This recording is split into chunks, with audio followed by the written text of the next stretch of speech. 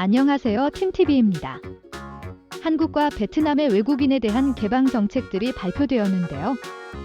베트남은 3월 16일부터, 한국은 4월 1일부터 음성확 인서를 소지한 외국인의 입국에 대하여 격리를 면제한다는 소식이 전해지면서 항공권도 빠르게 매진되고 있습니다.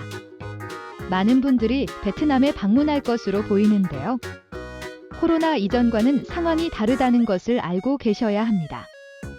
한국에서도 간혹 외국인들을 대상으로 사기를 치는 사례들이 나오곤 하는데요.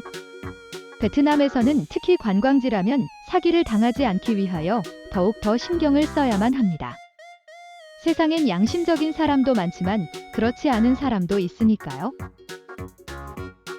우선 코로나 이전의 베트남에 대하여 먼저 말씀드리면, 베트남에 도착하자마자 택시 사기를 당할 수 있는데요. 택시가 아닌 일반 차량으로 목적지까지 데려다 준다는 말을 듣고 탔다가 비용을 지불할 때 갑자기 영어를 못하는 척하며 손님의 돈을 세어 보여주면서 밑에 있는 몇 장을 몰래 훔쳐가는 방식이었습니다. 이 방법은 주로 밤 늦은 시간에 도착하는 여행객들에게 공항에서 사용되었는데요. 현재는 제한된 항공편으로 인하여 이러한 위험에서는 조금 안전하겠지만, 그래도 꼭 인지를 하고 계셔야만 피해갈 수 있습니다. 꼭 공항에서만 이런 일이 발생한다고는 장담할 수 없으니까요. 이런 방법에 누가 당하냐고 생각하실 수도 있겠지만, 실제로 제 말을 무시한 지인도 눈앞에서 당하였고, 많은 피해 사례들이 존재하여 대사관에서도 안전한 여행을 위하여 조심하라고 공지된 내용입니다. 또한 공항이 아니라 관광지에서 다니다가 택시를 많이 이용하시는데요. 관광지 중에서도 일부 지역에는 미터기를 조작하거나 금액을 가지고 장난치는 사기 택시도 존재합니다. 베트남어를 잘 하시거나 베트남에 대하여 잘 알고 계신 분이 아니라면 택시 이용은 호텔이나 식당 등에 콜을 부탁하시는 것이 좋습니다. 지역에 따라서 택시그룹이나 마일린, 비나선 택시 등을 이용하시라는 분들도 계신데요. 물론 큰 회사의 택시들은 사기를 당할 확률이 더 적긴 합니다.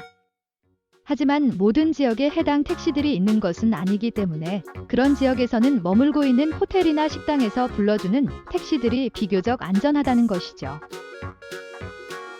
안전하게 목적지에 도착하셨다면 본격적인 관광이나 쇼핑을 할 텐데요. 현재 모든 국가들이 코로나를 겪으면서 많은 자영업자들이 큰 피해를 입은 상태라는 것을 명심하셔야 합니다. 가능하다면 메뉴판이나 상품의 정가가 명시되어 있지 않은 곳은 방문을 피하시는 것이 좋습니다. 화폐의 단위가 다르고 외국인은 그 단위에 적응되지 않은 상태이기 때문에 금전적인 피해를 보기 쉬운 상태이며 타겟이 되기도 쉽습니다.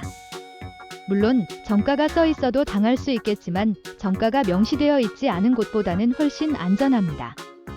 다만 흥정해서 가격을 깎는 재미는 느낄 수 없겠지만요.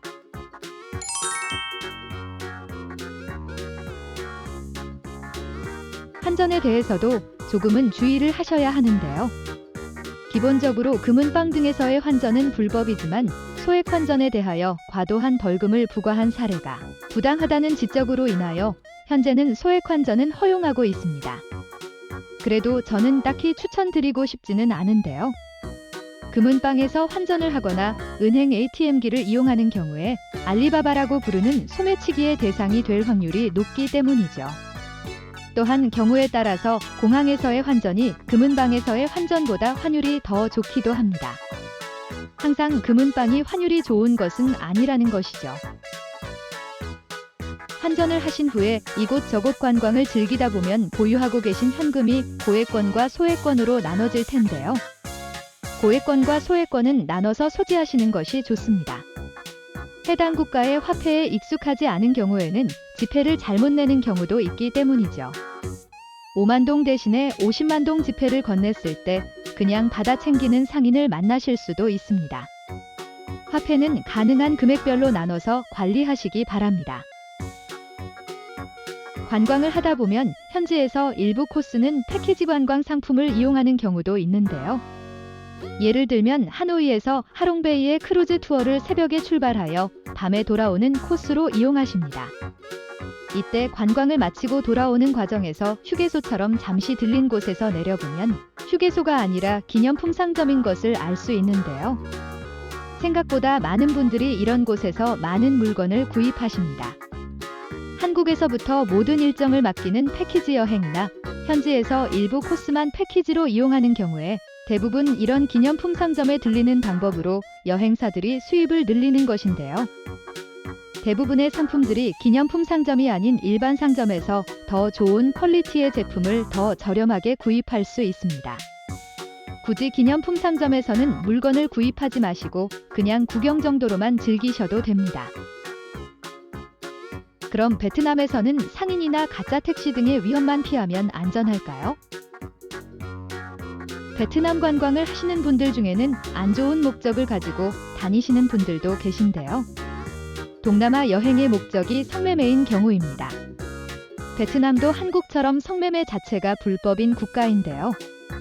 예전에는 주로 11월경에 집중적으로 외국인 남성들과 베트남 여성들의 성매매를 단속했습니다. 공안들이 실적을 채우기 위한 경우가 많았다는 것인데요. 이런 경우의 단속에서는 공안들에게 뒷돈도 통하지 않는 경우가 많습니다. 실적을 다 채운 공안들이 뒷돈을 받아서 용돈벌이를 하곤 했었죠.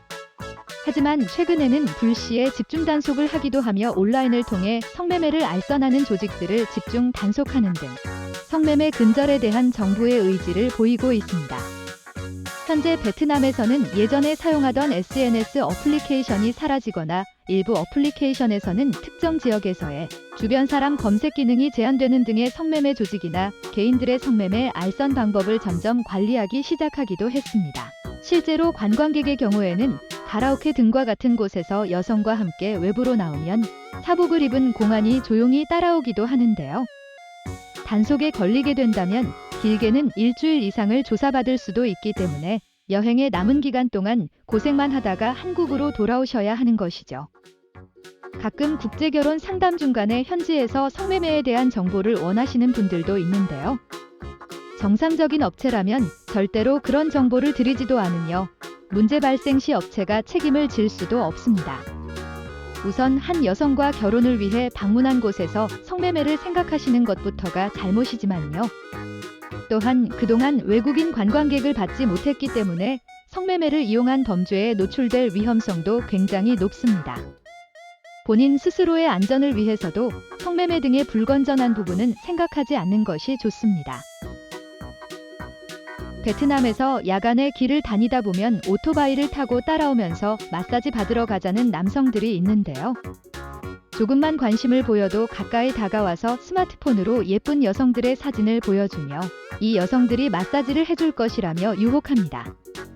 당연히 따라가시면 가지고 있는 모든 물건들을 뺏긴다고 생각하셔야 하죠. 절대로 따라가시면 안 됩니다. 또한 오토바이를 탄 예쁜 여성이 다가와서 마사지나 성매매를 흥정하기도 하는데요. 애교 부리듯이 다가오는 모습에 혹하여 가까이 오게 한다면 자신도 모르는 사이에 주머니를 털리게 됩니다. 낯선 타국에서 낯선 사람의 접근은 가능한 피하는 것이 안전하죠. 지금까지 알려드린 내용들로 여러분들이 보다 더 안전한 베트남 여행을 하는데 도움이 되었으면 하는 바람입니다. 이상 베트남 소식을 전해드린 팀TV였습니다. 감사합니다.